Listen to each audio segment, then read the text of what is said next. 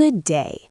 Imagine waking up, checking the headlines, and for once, instead of doom, gloom, and another royal row that makes your tea go cold, you see this little gem sparkling back at you. Netflix has quietly shut the door on Meghan Markle. Not slammed it, not thrown a tiara at it, just a polite but firm click. And suddenly, the nation exhales like someone has finally turned down the volume on a very long, very awkward dinner party guest.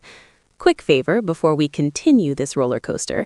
If you are enjoying the sharp takes and royal tea we pour daily, tap that subscribe button and ring the notification bell. It costs nothing, takes a second, and helps Royal Top Stories keep the lights on. Thank you kindly. Now, back to the show. Let us set the scene properly. This was not just a Netflix cancellation. Oh no, this was a slow, painfully British fade-out.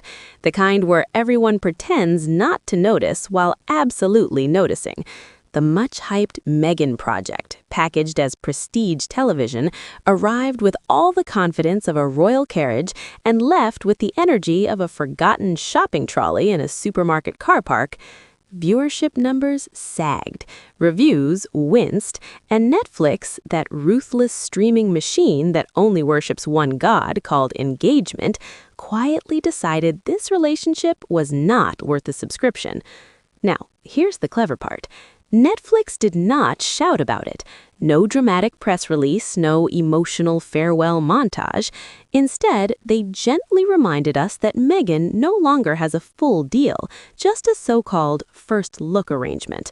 Translation for normal people, we will glance at your ideas, and if we do not immediately feel joy, profit, or mild curiosity, we will move on. That's Hollywood speak for, we are keeping the door open, but we have already packed your coat. The irony is delicious. Meghan herself admitted the project was hard work, and yes, brace yourselves, working is hard work. That's not a conspiracy, that's adulthood. You could almost hear viewers everywhere nodding in unison, clutching their alarm clocks and whispering, "Welcome to the club." Now, pivot with me for a moment, because this story is not just about one canceled show, it's about the Sussex brand wobbling like a badly stacked pavlova. Once upon a time, Netflix thought they had royal gold, access, glamour, behind-the-curtain drama. Instead, they got content that felt less like a feast and more like being trapped next to someone oversharing on a long-haul flight, the kind where you fake sleep but they keep talking. And what's reportedly next? Bite-sized Instagram cooking videos. Yes, apparently the future involves watching Meghan arrange vegetables with spiritual intensity.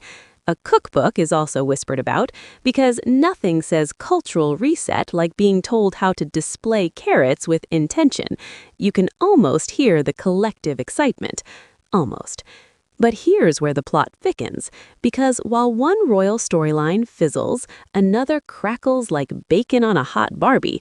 Across the Atlantic, political fireworks are lighting up the sky, and suddenly King Charles finds himself in a diplomatic juggling act that would make a circus performer sweat.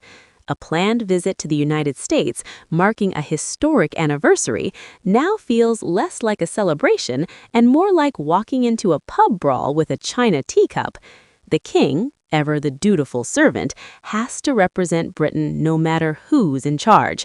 That's the job. Smile, wave, and keep the crown polished. But recent comments, tensions, and unpredictable rhetoric from across the pond have turned what should be a routine visit into a potential minefield. And the royal family does not do chaos. They do controlled ceremony, measured steps, carefully chosen words. Prince William, meanwhile, has been quietly doing something rather interesting. He's been talking about pubs. Yes, pubs. And before you laugh, this is actually serious royal business. Pubs are not just places for a pint. They're community glue. They're where villages breathe, where loneliness gets interrupted by conversation. When William talks about pubs closing, he's not just talking about beer. He's talking about mental health, rural life, and the slow erosion of community spirit. And let's be honest, this is about as close as a future king gets to waving a subtle flag at government policy. He doesn't shout, he doesn't point fingers, he simply highlights what matters and lets the silence do the rest.